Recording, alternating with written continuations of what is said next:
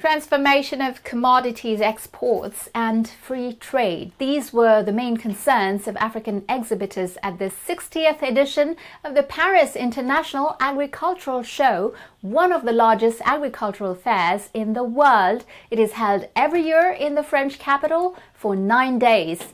An incomparable showcase for continental products, but also an opportunity to talk business as the continent seeks to transform its commodities and develop international markets for its products. We walked the aisles of this 2024 show. Take a look.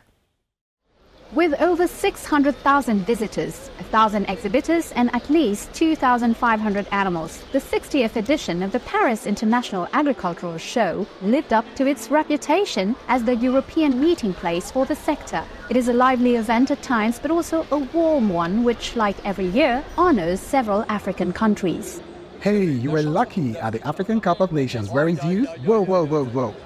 However, the African participants also arrived with a particular agenda for advancing the continent's trade at a time when the environment has become much more restrictive for producing raw materials. The European regulation against deforestation and forest degradation, which came into effect last June, makes imports towards Europe of 7 raw materials including cocoa, coffee, palm oil and rubber, subject to strict traceability standards to ensure that they do not come from deforested land. This is a real challenge for Côte d'Ivoire, the leading producer of cocoa, where international prices are at their highest. Consequently, these high prices encourage farmers to burn more land, destroying wooded areas. There are a certain number of constraints, and we are committed to respecting them. But to do that, we will undoubtedly have to carry out other actions, additional ones. We'll have to carry out actions that can correct or take into account the concerns of the populations. This requires resources, and we are asking our partners to help us find them. This objective was all the more apparent given that in the show's aisles, the focus was undoubtedly on the major African trade issue, the processing of commodities and the export of these processed products. Côte d'Ivoire has chosen to embark on industrialization by processing these products in the country.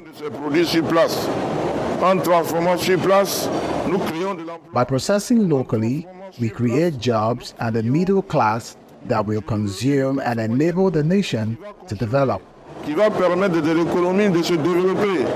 But if we take the example of cocoa, its high international price has currently a mixed impact. It adds to the costs of the processors without enriching the growers. Eulalie Afoué-Laho is a Franco-Ivorian businesswoman, herself the daughter of a cocoa farmer. The sparkling wine production uses cocoa beans, and she is concerned about the minimum price set by the regulator in Côte d'Ivoire, which follows price trends from a distance and with a certain delay.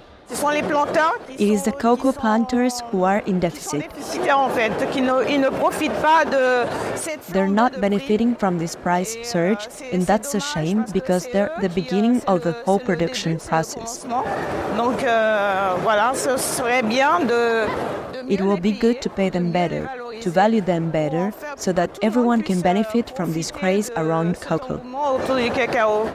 For the manager of this small association which produces chocolate and imports cocoa from Cameroon, the high prices handicap her business and are also a double-edged sword for the farmers.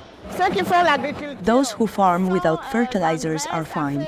There hasn't been much change, but those who farm with fertilizers, those with large productions, are having issues because prices have gone up. I mean, the price of fertilizers that you use to grow cocoa trees. However, according to this Cameroonian exporter, this is not enough to dash African hopes of exporting more to Europe. This is a European problem. In the West, we have a lot more restrictions on trade, and that's what's holding us back.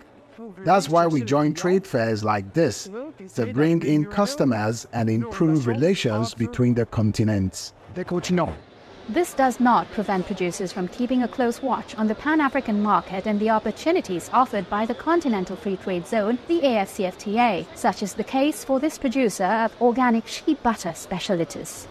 Our products are not commercialized in East Africa. We were recently at the AFCFTA trade fair, the Intercontinental Free Trade Zone, and we had the opportunity to see potential interest in our products in East Africa.